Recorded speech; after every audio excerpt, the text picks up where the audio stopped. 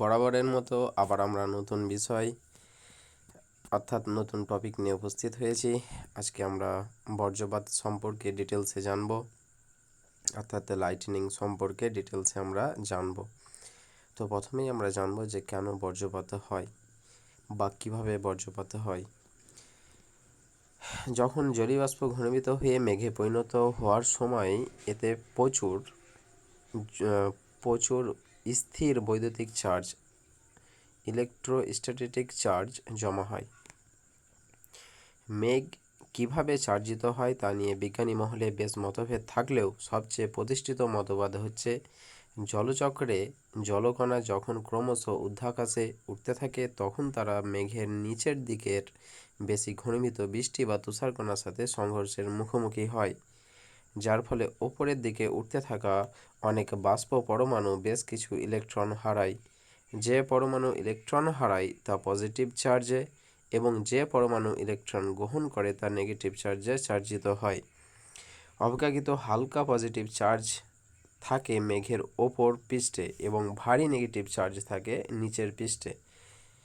যথেষ্ট পরিমাণ পজিটিভ ও negative charge জমা হওয়ার পর পজিটিভ ও নেগেটিভ চার্জ পরস্পরকে আকর্ষণের দরুন ইলেকট্রোস্ট্যাটিক ডিসচার্জ প্রক্রিয়া শুরু হয়।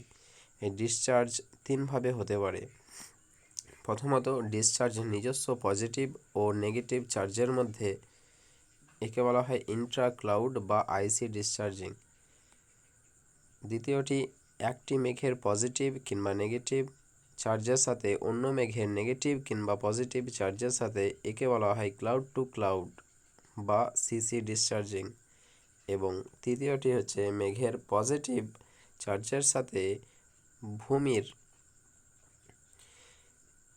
একে বলা হয় ক্লাউড টু গ্রাউন্ড অর্থাৎ সিজি ডিসচার্জিং। মেঘের পজিটিভ চার্জের সাথে ভূমির ডিসচার্জ হওয়ার সময় পজিটিভ চার্জ থেকে নেগেটিভ চার্জের দিকে বাতাসের মধ্যে স্পার্ক আকারে বিদ্যুৎ প্রবাহিত হয়। এই ঘটনাই হলো বর্জ্যপাত। বর্জ্যপাতের শাব্দিক অর্থ হলো ভূমিতে বিদ্যুৎ পতিত হওয়া। ভূমিতে বিদ্যুৎ পতিত হওয়া। তবে সব বর্জ্যপাতে ভূমিতে বিদ্যুৎ বা চার্জ পতিত হয় না। শুধুমাত্র সিজি ডিসচার্জিং প্রক্রিয়ায় উৎপন্ন বর্জ্যপাতে ভূমিতে বৈদ্যুতিক চার্জ পতিত হয়, অর্থাৎ যেটা cloud to ground CG discharging. যেটা 3 নম্বরে বললাম যে মেঘের পজিটিভ চার্জের সাথে ভূমির ডিসচার্জ হওয়ার সময় পজিটিভ চার্জ থেকে নেগেটিভ চার্জের দিকে বাতাসের মধ্যে দিয়ে স্পার্ক আকারে বিদ্যুৎ প্রবাহিত হয়। এই ঘটনাই হলো বর্জ্যপাত। অর্থাৎ এখানে তৃতীয় যে ডিসচার্জের কথা বলা হয়েছে এটাই আমাদের ভূপৃষ্ঠে পতিত হয়। এবার আমরা জানব যে বর্জ্যপাতের সময় বিদ্যুৎ চমকায় কেন। বর্জ্যপাতের সময় বাতাসের মধ্য দিয়ে বিদ্যুৎ প্রবাহিত হয়। আমরা জানি বাতাস বিদ্যুৎ অপরিবাহী, কিন্তু মেঘে জমা হওয়া স্থির বিদ্যুৎ এত উচ্চ বিভব শক্তি 10 মিলিয়ন ভোল্ট পর্যন্ত উৎপন্ন করে যে তা বিদ্যুৎ প্রবাহিত হওয়ার জন্য বাতাসের একটি সরু চ্যানেলকে আয়নিত করে পরিবাহী পথ কন্ডাক্টিভ পাথ তৈরি করা হয়। এই আয়নিত পরমাণু থেকে বিকিরণ শক্তি তীব্র আলোকছটা তৈরি হয়, অর্থাৎ তীব্র আলোকছটা তৈরি করে। তাহলে এই কারণে বজ্রপাতের সময় বিদ্যুৎ চমকায়। এবার আমরা জানব যে বজ্রপাতের সময় শব্দ উৎপন্ন হয় কেন। ডিসচার্জ হওয়ার সময় বাতাসের মধ্য দিয়ে বিদ্যুৎ প্রবাহিত হয়, একে বলা হয় এয়ার ব্রেকডাউন। আবার বলি, ডিসচার্জ হওয়ার সময় বাতাসের মধ্য দিয়ে বিদ্যুৎ প্রবাহিত হয়, একে বলা হয় এয়ার ব্রেকডাউন।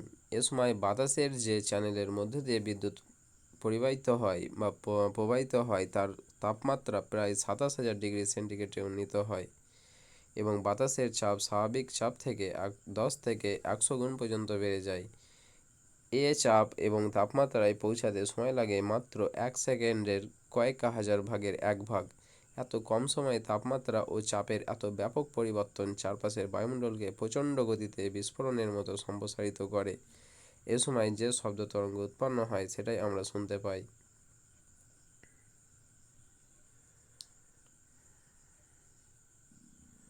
আবার বলি, ডিসচার্জ হওয়ার সময় বাতাসের মধ্য দিয়ে বিদ্যুৎ প্রবাহিত হয়, একে বলা হয় এয়ার ব্রেকডাউন।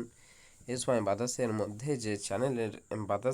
যে চ্যানেলের মধ্যে দিয়ে বিদ্যুৎ প্রবাহিত হয় তার তাপমাত্রা প্রায় 27,000 ডিগ্রি সেন্টিগ্রেডে উন্নীত হয় এবং বাতাসের চাপ স্বাভাবিক চাপ থেকে 10 থেকে 100 গুণ পর্যন্ত বেড়ে যায়।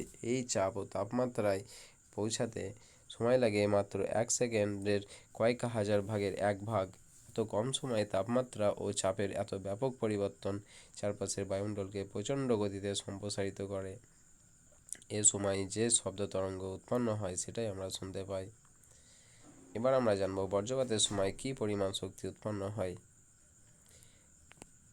ভূমি থেকে 3 মাইল দূরত্বের বজ্রপাত লাইটনিং স্ট্রাইক গড়ে 1 বিলিয়ন থেকে 10 বিলিয়ন জুল শক্তি উৎপন্ন করে। একটি 100 ওয়াট বাল্ব 1 সেকেন্ড জ্বালাতে শক্তি খরচ হয় 100 জুল। আবার বলি, একটি 100 ওয়াট বাল্ব 1 সেকেন্ড জ্বালাতে শক্তি খরচ হয় 100 জুল। সেই হিসাবে 10 বিলিয়ন জুল শক্তি দিয়ে ওই বাল্বকে 1160 দিন বা প্রায় 39 মাস অবিরাম জ্বালানো যাবে। বৈদ্যুতিক শক্তি পরিমাপক একক কিলোওয়াট আওয়ার হিসেবে এ শক্তি 27,840 কিলোওয়াট আওয়ার। পশ্চিমবঙ্গে একটি পরিবার গড়ে প্রতি মাসে প্রায় 100 থেকে 150 ইউনিট কিলোওয়াট আওয়ার বিদ্যুৎ ব্যবহার করে। তার মানে একটি বজ্রপাতের বিদ্যুৎ শক্তি জমা করতে পারলে একটি পরিবার 185 মাস বা প্রায় 15 বছর বিনা পয়সায় বিদ্যুৎ ব্যবহার করতে পারবেন। চাইলে আপনিও বজ্রপাতকে ট্র্যাপে ফেলে বিনা পয়সায় বিদ্যুৎ ব্যবহারের সুযোগ লুফে নিতে পারেন, তবে সেক্ষেত্রে বজ্রপাত ঘায়েল করতে আপনি সময় পাবেন 1 সেকেন্ডেরও কম, কারণ বজ্রপাতের পুরো প্রক্রিয়াটি ঘটে 1 সেকেন্ডের কম সময়ের মধ্যে। থেমে নেই বিজ্ঞানীরা বজ্রপাত থেকে উৎপন্ন বিপুল পরিমাণ তড়িৎ শক্তিকে ধারণ করে বিভিন্ন কাজে ব্যবহারের বিষয়ে বিজ্ঞানীরা উৎসাহী হয়ে উঠেছেন এবং তা বাস্তবায়িত করে তোলার লক্ষ্যে বিভিন্ন ধরনের গবেষণা চালিয়ে যাচ্ছেন। হ্যাঁ, তবে বলে রাখি, এখানে যে একটা শব্দ দেখলেন যে ব্যবহার বজ্রফলা আকার দেওয়া রয়েছে, কিন্তু সাধারণ অর্থে বজ্রফলা আকার ব্যবহার হয় না। হ্যাঁ, আর আপনারা কি এই যে 4টি প্রশ্ন এখানে করা হয়েছিল, তা উত্তর কি আপনারা বুঝতে পারলেন না পারলেন না অবশ্যই কমেন্ট বক্সে জানাবেন। আর অবশ্যই যারা সাবস্ক্রাইব করেননি চ্যানেলটি অবশ্যই সাবস্ক্রাইব করবেন, আর বন্ধুদের সাথে শেয়ার করবেন, আর অবশ্যই লাইক করবেন। ঠিক আছে, আবার দেখা হবে পরবর্তী অন্য কোনো ভিডিওয়। Tata, bye bye.